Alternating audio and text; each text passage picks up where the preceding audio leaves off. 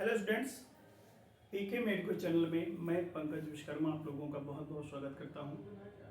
बच्चों, ये video recorded मैं सोच रहा हूं अपलोड कर दूं, क्योंकि नेटवर्क का इशू होने की वजह से हम लोग लाइव क्लास नहीं चला पा रहे हैं। तो इसको मैं जो है कुछ ही दिनों में इस समस्या को ठीक कर लूँगा। तो तब तक के लिए जो है आप ये जो वीडियोज़ अपलोड की जा रहे हैं उन वीडियोज़ को आप देख सकते हैं। ठीक है, चलिए समझते हैं। तो अभी तक हम लोगों ने पिछले क्लास के माध्यम से जो है वायरस के बारे में पढ़ा है, वायरस के साइज के बारे में, वायरस के तमाम जो है चीज़ों के बारे में हम लोगों ने क्लियर किया है। आज जो हमारा ये लास्ट टॉपिक है वायरस का अंतिम टॉपिक है जिसे हम लोग पढ़ने जा रहे हैं, वायरस का वर्गीकरण। ये है क्लासिफिकेशन ऑफ वायरस के नाम से, जिसे हम लोग LHT सिस्टम भी कहते हैं, LHT पद्धति भी कहते हैं। चीज़ों को वन बाय वन करके हम क्लियर करेंगे। आप लोग जो है इन चीज़ों को ध्यान से सुनिएगा, और अगर कहीं पर कोई प्रॉब्लम होगी तो आप वीडियो को बैक करके स्किप करके जो है आगे जो है देख सकते हैं। तो शुरू करते हैं। देखिए, हम लोग हेडिंग बनाएंगे वायरस का क्लासिफिकेशन। वायरस का बंटवारा किया जा रहा है, वायरस को डिवाइड किया जा रहा है। तो उसके लिए जो है एक आप पॉइंट याद रखिएगा, 1948 में होम्स नामक वैज्ञानिक ने, ठीक है, होम्स क्या है, एक साइंटिस्ट नाम है।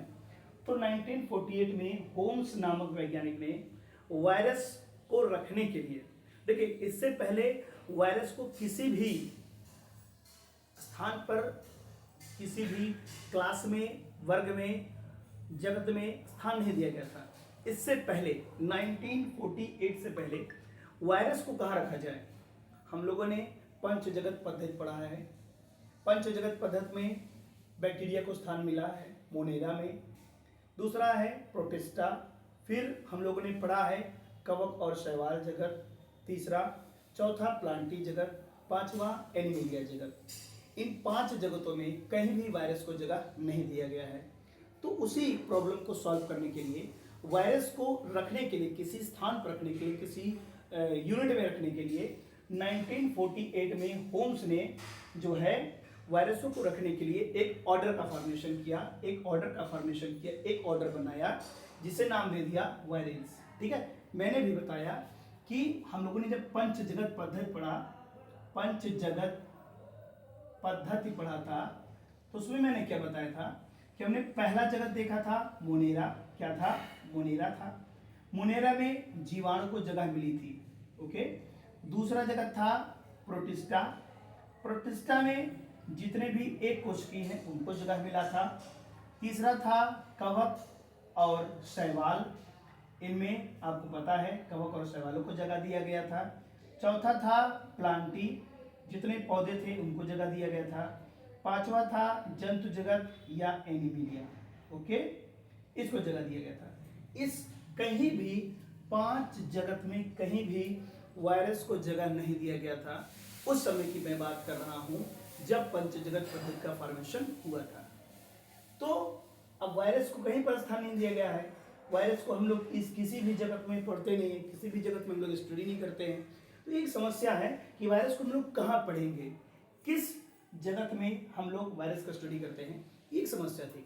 इसी को दूर करने के लिए जो है 1948 में होम्स नामक वैज्ञानिक ने सभी वायरसों को एक खास जगह पर रखने के लिए एक ऑर्डर का फॉर्मेशन किया, और इस ऑर्डर को नाम दिया गया वायरल्स। क्या नाम दिया गया? वायरल्स। ठीक है, ये बात आप समझ गए होंगे। आगे बढ़ते हैं धीरे धीरे। तो इस प्रकार से जो है 3 ऑर्डर बनाए गए। कितने ऑर्डर बनाए गए? 3। ध्यान से समझते चलिएगा, सारी बातें इजी हैं। 3 ऑर्डर बनाए गए। तो सबसे पहला ऑर्डर क्या बना था, याद रखिएगा, 3 ऑर्डर। पहला था जूफैग्नी।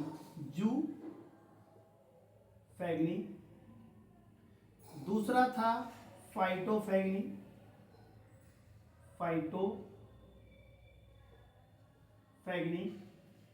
और तीसरा था फैग्नी।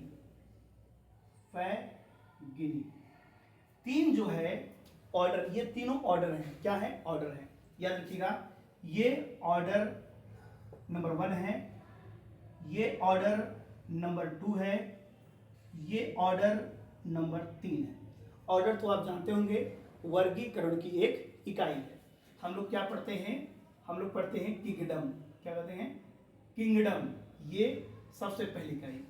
उसके बाद क्या पढ़ते हैं, फाइलम, ये दूसरी इकाई। उसके बाद क्या पढ़ते हैं, क्लास, तीसरी इकाई। उसके बाद क्या पढ़ते हैं, ऑर्डर, ये आपकी चौथी इकाई। उसके बाद क्या पढ़ते हैं, फैमिली, ये पांचवी इकाई। उसके बाद क्या पढ़ते हैं, जीनस। उसके बाद क्या पढ़ते हैं हम लोग, स्पीसीज। तो ये क्या है, वर्गीकरण की इकाइयां हैं। तो मैंने क्या लिखा है, ऑर्डर। ऑर्डर कहाँ है, ये क्लास के बाद ऑर्डर का नंबर आता है। ठीक है, तो हम लोग ध्यान से समझते हैं।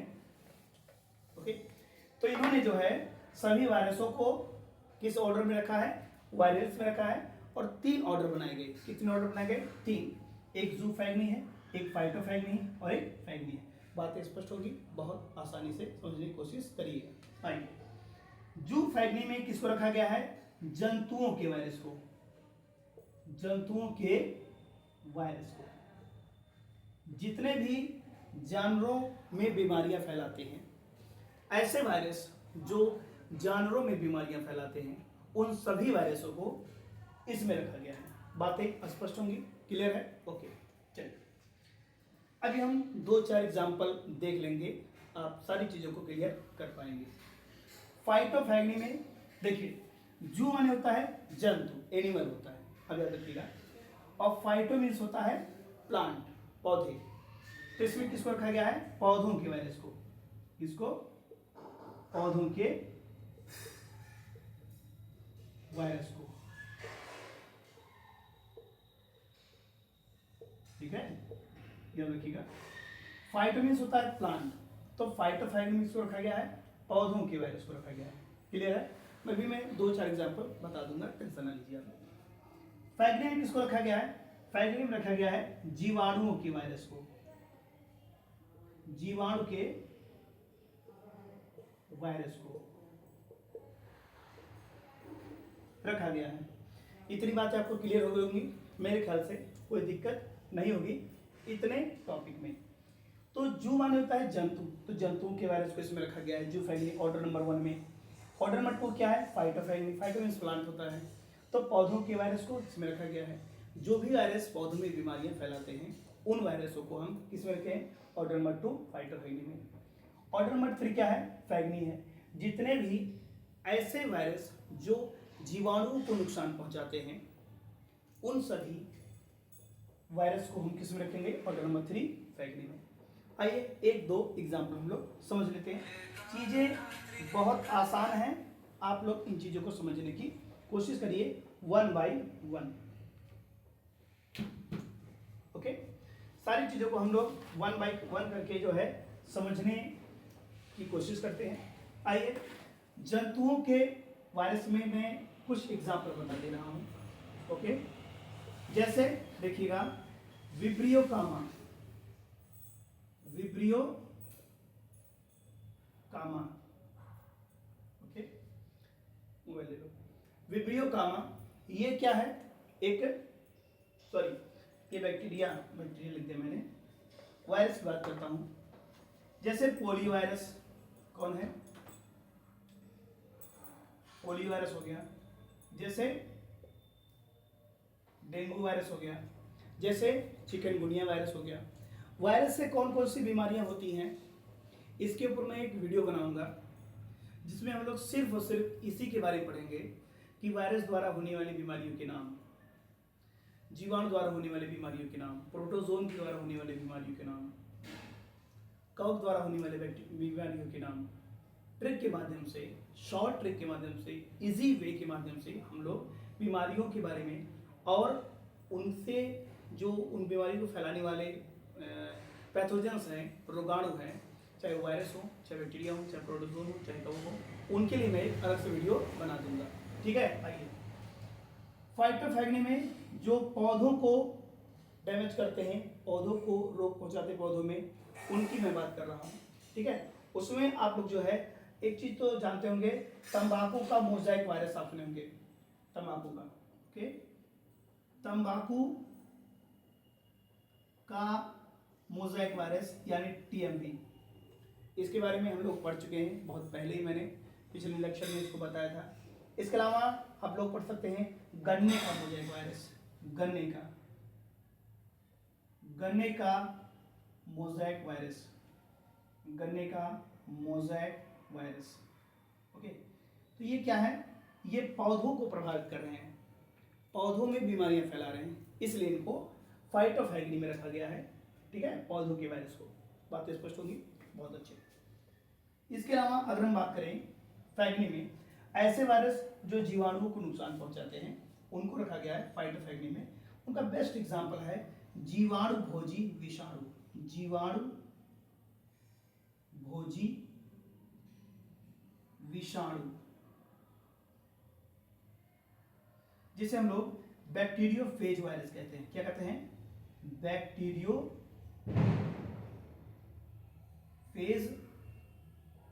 वायरस कहते हैं। तो कहानी में बहुत ज़्यादा कठिनाई नहीं है। ये जो वायरस है बैक्टीरियोफेज वायरस, ये बैक्टीरिया को डैमेज करते हैं, बैक्टीरिया को बीमारी फैलाते, बैक्टीरिया को नुकसान पहुंचाते हैं, इसलिए इसको जो रखा गया है फैगनी में। बातें स्पष्ट हो गई होंगी, क्लियर है? गुड। अभी आपको हमें ये बताएंगे कि वायरस के क्लासिफिकेशन में हम लोग LHT सिस्टम क्यों लिखा है, उसको जान लेते हैं एक बार। देखिए, ये चीज़ आप समझ गए होंगे कि होम्स के अकॉर्डिंग 3 ऑर्डर बनाए गए, 3 ऑर्डर आप समझ चुके हैं, बहुत आसान भाषा में। क्लियर है? ओके, आइए चीज़ों को आगे बढ़ाते हैं। देखिएगा, एक बात और याद रखिएगा, ये 3 ऑर्डर में होम्स ने वायरस को डिवाइड किया है। अकॉर्डिंग टू होम्स वायरस को 3 ऑर्डर में डिवाइड किया गया। अब हम बात करते हैं आगे की। देखिएगा,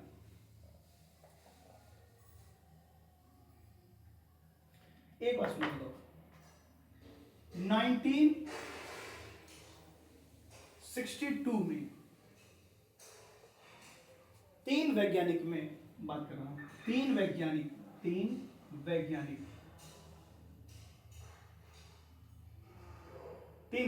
कौन कौन है? एक है लॉफ, एक है हॉर्नी और एक है टूर्नियर।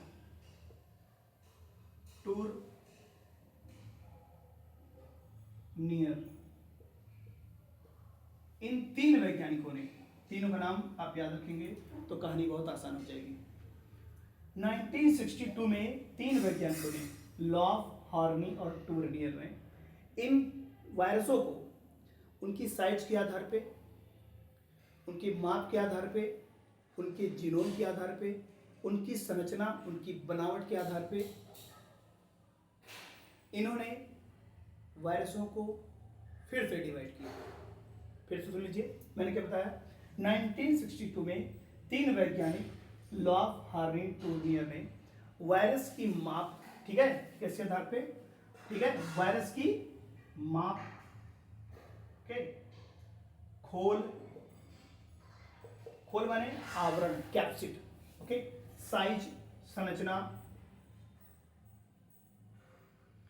के आधार पे पुनः वायरसों का वर्गीकरण किया, पुनः वायरसों को बांटा। ठीक है, किसको बांटा? वायरस को बांटा, फिर से एक बार बांटा। ठीक है, और इसी सिस्टम को, इसी तरीके को नाम दिया गया LHT पद्धति। ये LHT क्यों नाम दिया गया? ये 3 वैज्ञानिकों में, L फॉर लॉफ, H फॉर हार्नियर और T फॉर टूर्न, ठीक है, हार्नी और T फॉर टूर्नियर।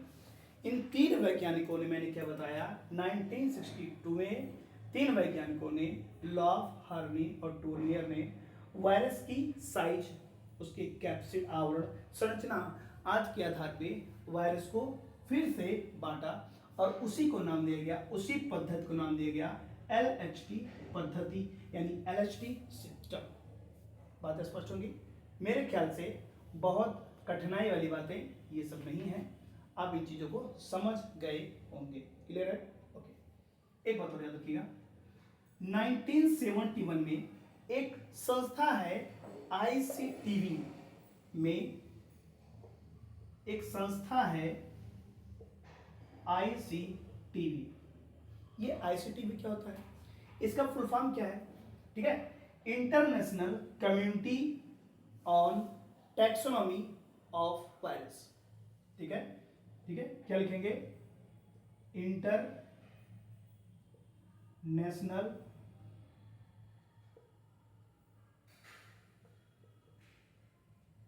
कम्युनिटी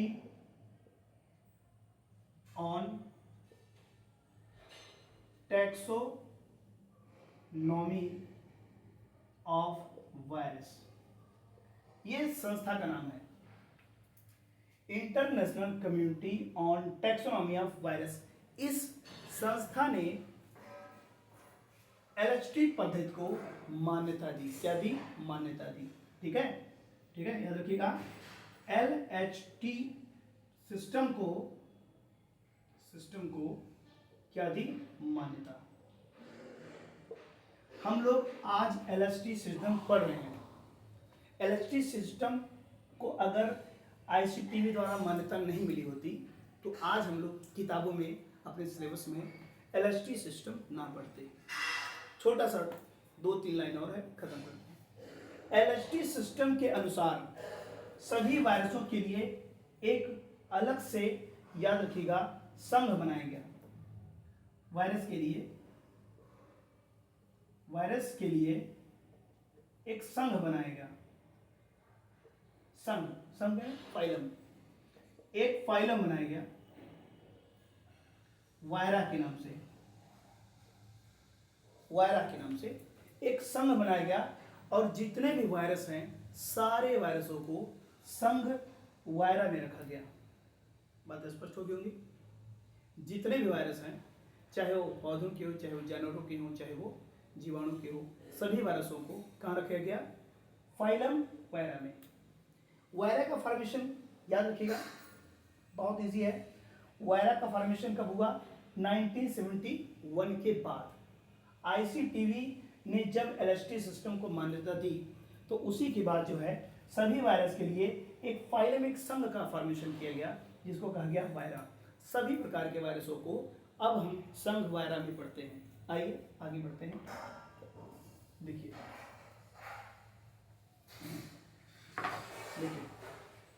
वायरा के अनुसार अगर देखें हम, संघ वायरा को 2 भाग में डिवाइड किया गया। संघ वायरा को 2 भाग में डिवाइड किया गया। एक डीऑक्सी राइबो वायरा और एक सिर्फ और सिर्फ राइबो वायरा।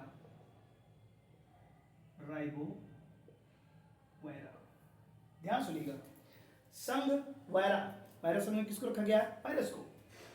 ठीक है, किसको रखा गया है? वायरस को रखा गया है। वायरस को रखा गया है। जितने भी वायरस हैं सबको किस संघ में रखा गया है? वायरा में रखा गया है। तो संघ वायरा को 2 भाग में डिवाइड किया गया। ठीक है, अब ये दोनों जो भाग बने हैं इन्हें कहा गया उपसंघ। क्या कहा गया? उपसंघ। ये एक है और ये उपसंघ 2 है। बात स्पष्ट होगी? ऐसे वायरस जिनमें डीएनए होते हैं, डीएनए युक्त वायरस जो होते हैं वो आते हैं इसमें। ऐसे जितने भी वायरस जिसमें डीएनए होता है उन सभी वायरस को हम डीऑक्सीराइबोवायरा उपसंघ 1 में रखते हैं। ऐसे वायरस जिनमें डीएनए होता है। बात स्पष्ट है? गुड।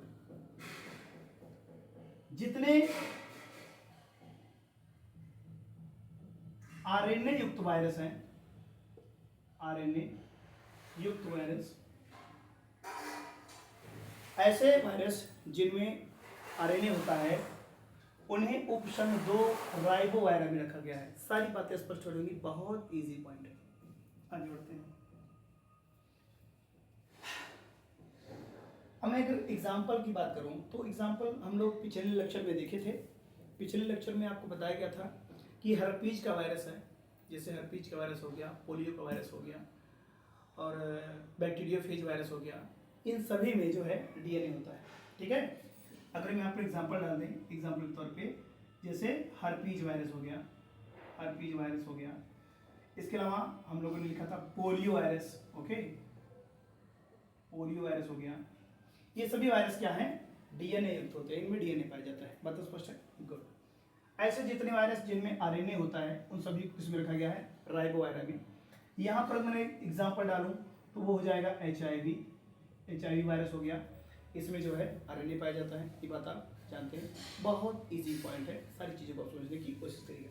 आइए बाकी हम लोग धीरे धीरे डिस्कस करेंगे कि कौन कौन से वायरस में डीएनए होता है, आरएनए होता है। अभी इस सारी चीज़ें इसमें नहीं होंगी। देखिए राइबोवायरा को 3 भाग में डिवाइड किया गया है। राइबोवायरा को 3 भाग में डिवाइड किया गया है, ओके। चीजों को समझने की कोशिश करते हैं वन बाय वन।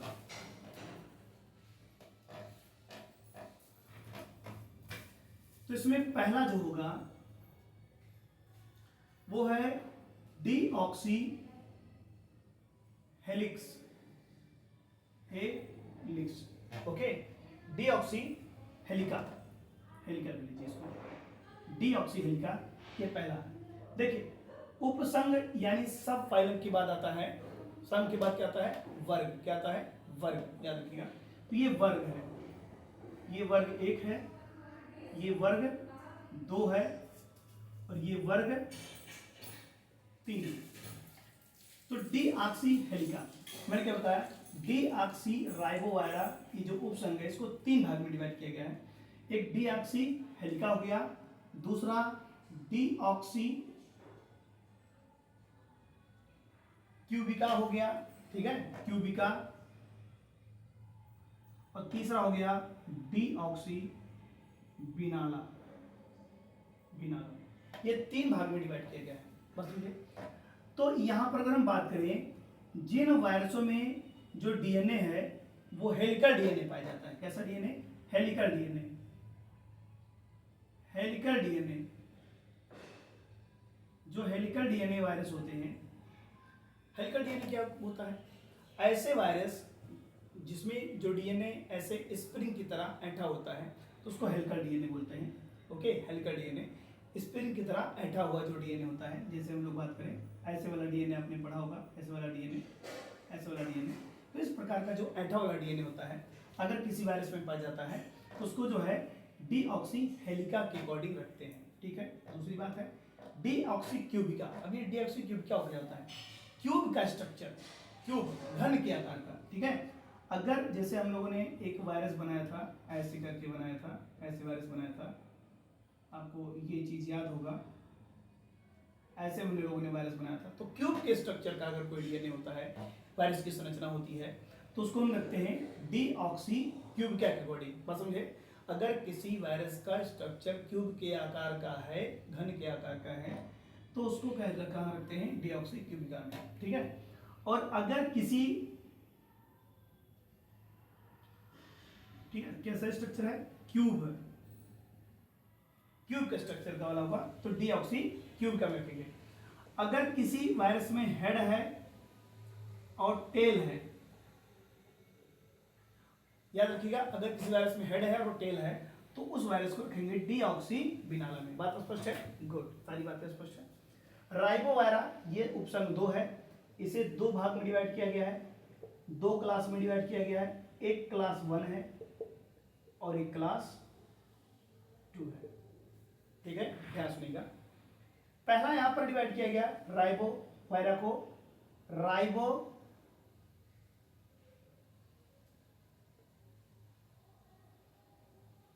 याद रखिएगा, राइबो हेलिका, और एक बनाया गया राइबो क्यूबिका, राइबो क्यूबिका।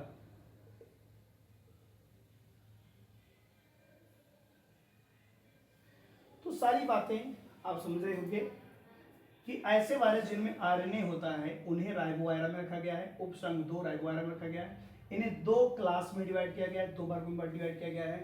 क्लास फर्स्ट में कौन है, राइबो हेलिका है, और क्लास 2 कौन है, राइबो क्यूबिका है। अगर किसी वायरस में हेलिकल आरएनए पाया जाता है, ऐसे ऐंठा हुआ आरएनए होता है, तो उसको कहाँ रखते हैं, राइबो हेलिका में रखते हैं ऐसे वायरस को।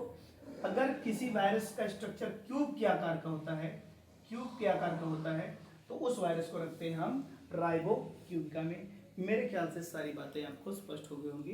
तो इस प्रकार से हमारा जो वायरस का टॉपिक रहा है वो जो है खत्म हो गया है। ठीक है, अगर चीज़ों को एक बार फिर से समझना हो तो आप वीडियो को थोड़ा सा बैक करके चीज़ों को एक बार फिर से धीरे धीरे समझ सकते हैं, स्पीड को स्लो करते हुए। ठीक है, उम्मीद करता हूँ कि सारी बातें क्लियर होगी होंगी। हम लोग इस लास्ट टॉपिक के माध्यम से वायरस को क्लियर कर चुके हैं। वायरस पूरी तरीके से फिनिश हो चुका है। 3-4 क्लास के माध्यम से वायरस को खत्म किया गया। अगले वीडियो के माध्यम से, अगले क्लास के माध्यम से हम लोग बैक्टीरिया को स्टडी करने वाले हैं। तो सारी चीज़ों को डिटेल जानने के लिए हमारे चैनल के साथ जुड़े रहेगा। पीके मेड को याद रखिएगा। और जो भी लोग जुड़ चुके हैं, जो भी लोग वीडियो को देख रहे हैं, अगर वीडियो अच्छा लगा हो तो लाइक कर दिया करें और चैनल को सब्सक्राइब कर दिया करें। सभी लोगों के पास तक, अपने मित्रों के पास तक इस लिंक को जरूर शेयर किया करें। तब तक के लिए मिलते हैं फिर से। धन्यवाद।